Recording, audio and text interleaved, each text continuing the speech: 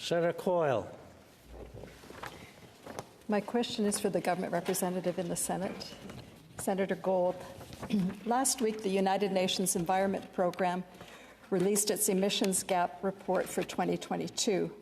This report highlights inadequate action by a number of countries on the global climate crisis.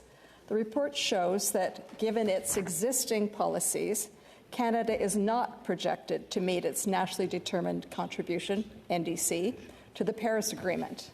The national target of 40 to 45% greenhouse gas emissions reduction below 2005 levels by 2030. This serious gap was identified by independent studies. Analysis by Climate Action Canada, Network Canada, and Ecojustice Canada supports that conclusion.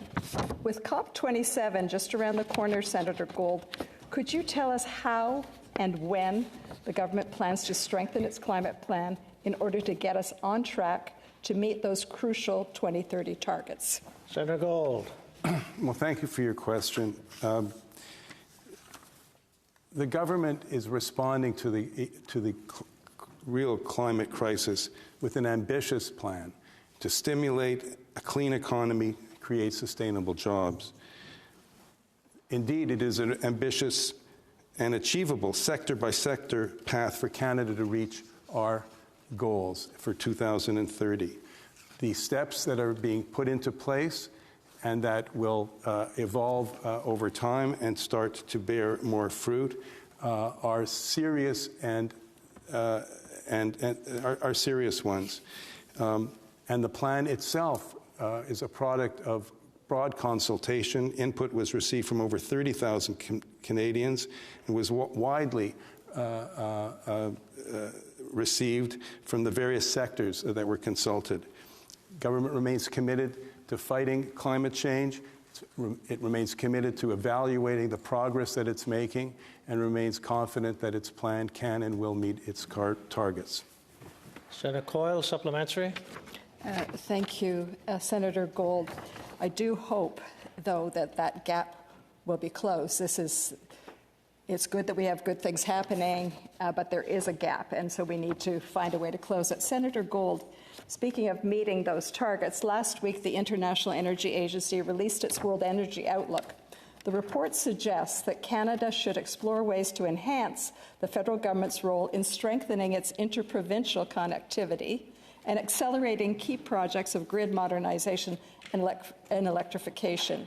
We recently heard Senator Mockler speak about the proposed Atlantic Loop, referring to it as a nation-building project.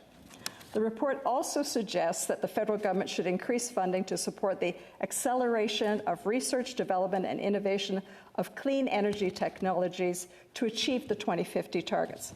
My question for you, Senator Gold, is will these recommendations regarding grid modernization, interprovincial connectivity, including the Atlantic Loop, and research, development, and innovation of clean energy technologies be responded to with the forthcoming clean electricity standard and perhaps today's mid-year budget update?